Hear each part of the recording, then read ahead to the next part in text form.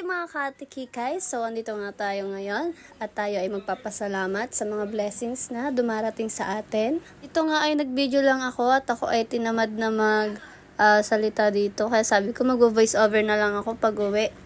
Kaya ito, nagsimba muna kami nila mama at ni Zoe at ni daddy bago kami dumiretso sa pupunta namin. Pagtapos nga magsimba ay dinala nga ni mamang kandila ay eto na, sisindihan namin.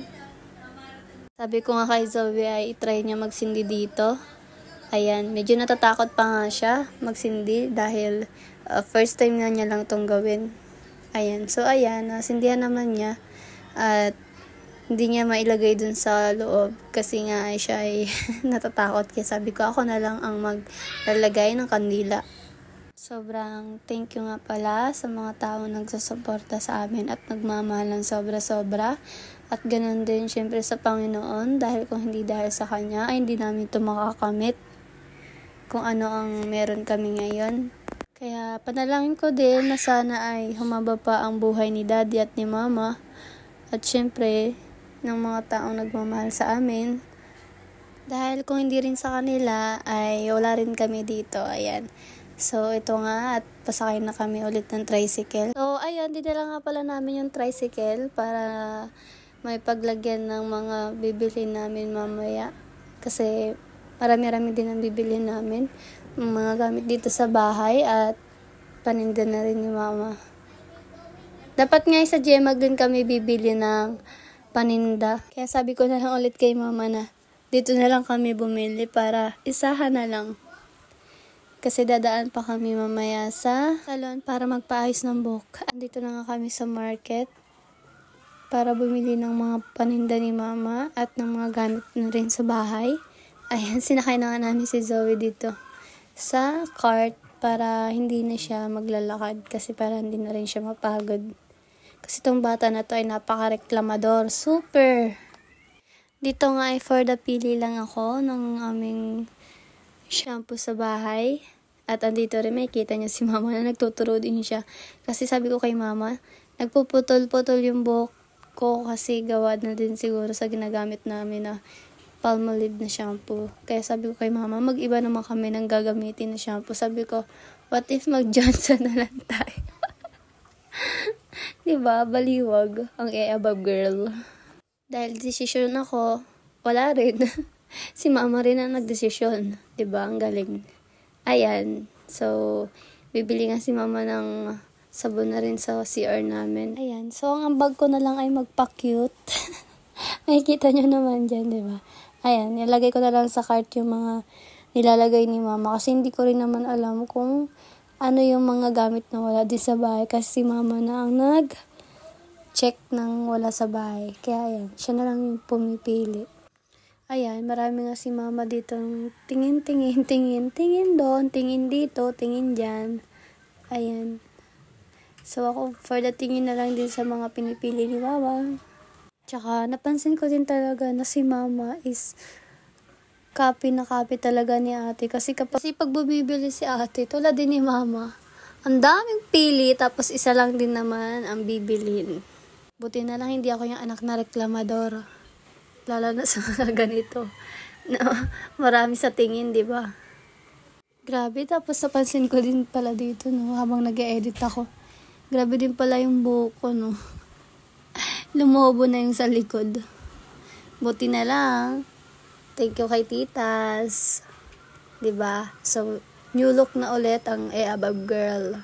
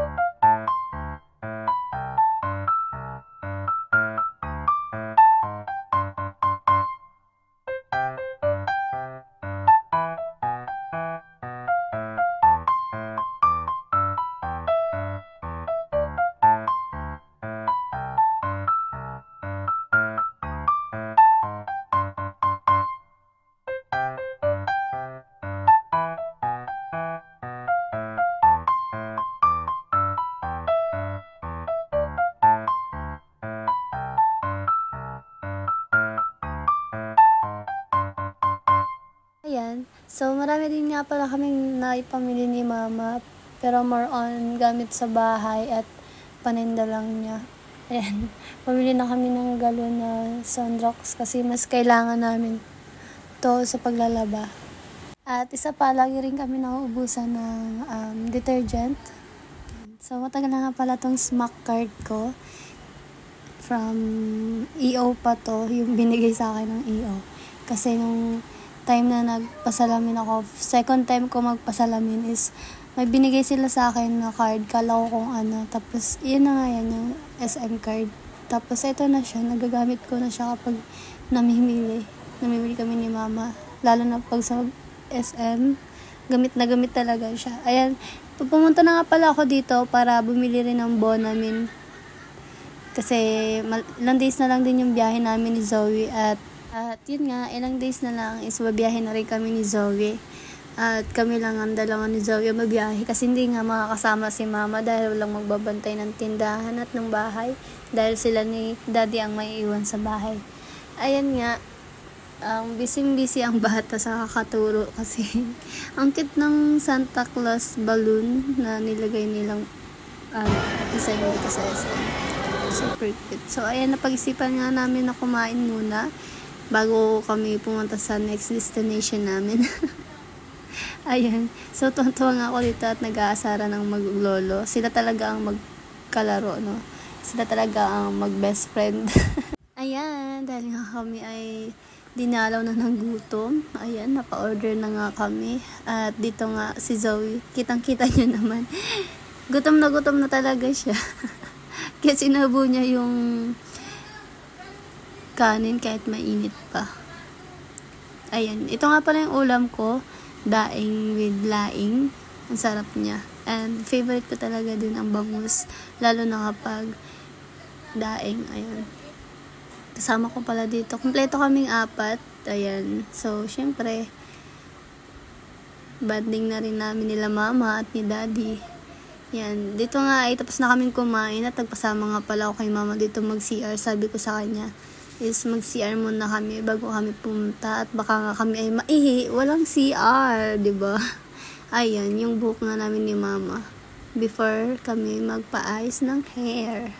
Syempre, hindi ako magpapa-ayos ng buhok pag hindi rin nagpa-ayos ang aking mother. Dahil December naman, deserve din naman ni mama maayusan ng buhok. Syempre, hindi lang naman din ako.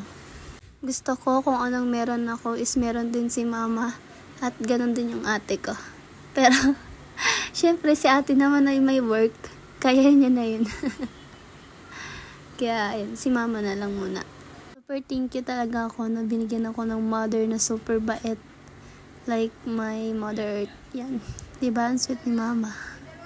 So, ayan, makikita niyo naman kahit malaki na ako. Ganyan pa rin niya kami alagaan. At minsan pa nga, binibaby pa kami ni mama.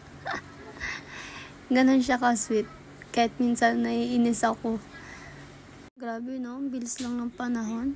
Parang dati lang is tulad lang ako ni Zoe. Ngayon, tita na at meron na rin pamangkin at may bata na rin kami kasamang makulit. At yun na nga si Zoe. Baka na lang talaga kapag si mama ay nakita mo na na-stress kay Zoe. My God, kasi iisa pa lang yung apo pero na-stress na siya. Tapos gusto pa magka-apo ng isa. Kay Zoe pa lang, stress na siya. So, ayan nga. Iisa lang yan si Zoe pero grabe kapag nasa bahay parang binagyo. Ganun siya kakalat. Ang mga bata talaga ay talagang hindi mapakali sa bahay. Lalo na kapag yung mga laruan. Ayan nga, dahil madadal tong batang to, nakakita nga siya ng trend at inopen up niya kay lola niya na meron daw siyang train na nakita. At nagpapahiwatig nga siya na gusto niyang maglaro dito kasi nakita niya yung mga bata na mga naglalaro. Ito lang naman ang aming kinagawian kada pupunta dito sa mall. Syempre, ang batang matulit. Ayan, for the laro-laro lang siya. At kami namang mga thunders ang tagabantay niya. Gusto ko nga rin sanang sumakay kaso bawal pala yung matanda dyan. Grabe naman kasi, bakit ang tanda-tanda ko na? Pwede bang ibalik muna ako sa age na kung saan pwede makipaglaro kay Zoeng maliit na makulit na yan. Nakakamiss din pala talaga maglaro, no? Nakakamiss yung childhood. Ganyan, kineme. Kasi naalala ko nung bata ako, lagi kami nasa mall din ni mama at papa. Syempre, lagi-lagi yon. Lalo na't may sarili din kaming tricycle dati. Pero dati, wala pang SM nun. Ang dating sikat nun is sa Central Plaza pa. Doon kami lagi nila mama at papa. At nakatira pa kami nun ay sa Malasugi. At hindi pa nga kami nakatira nun dito sa Daet.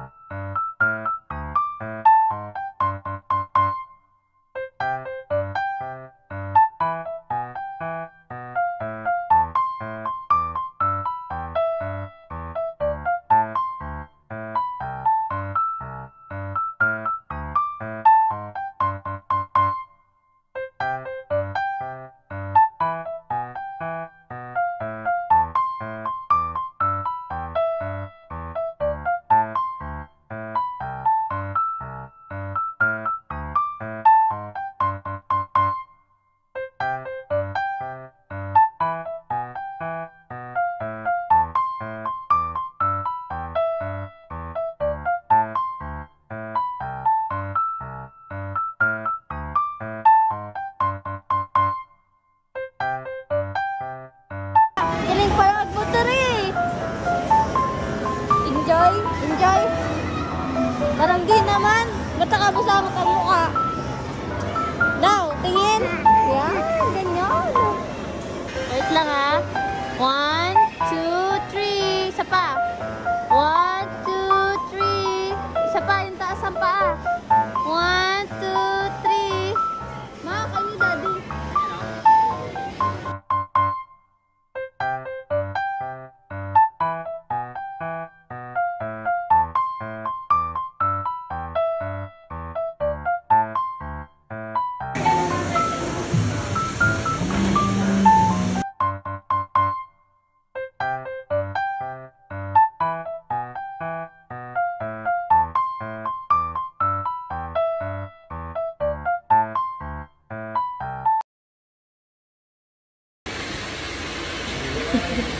Na.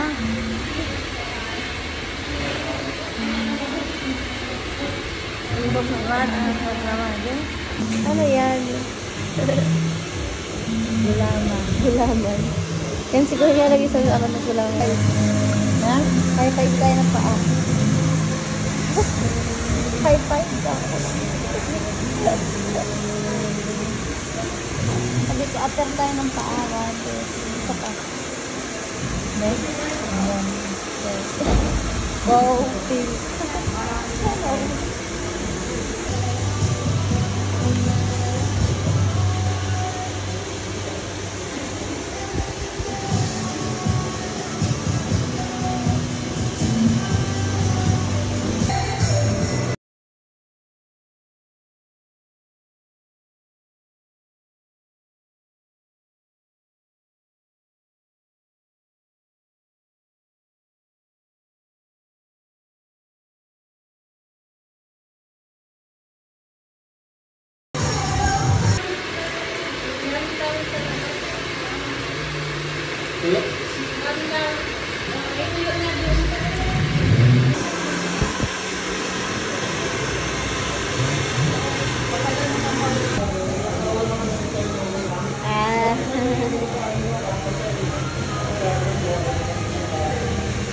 Para yan, nag-Jollibee. Ito na po, Phyllis product.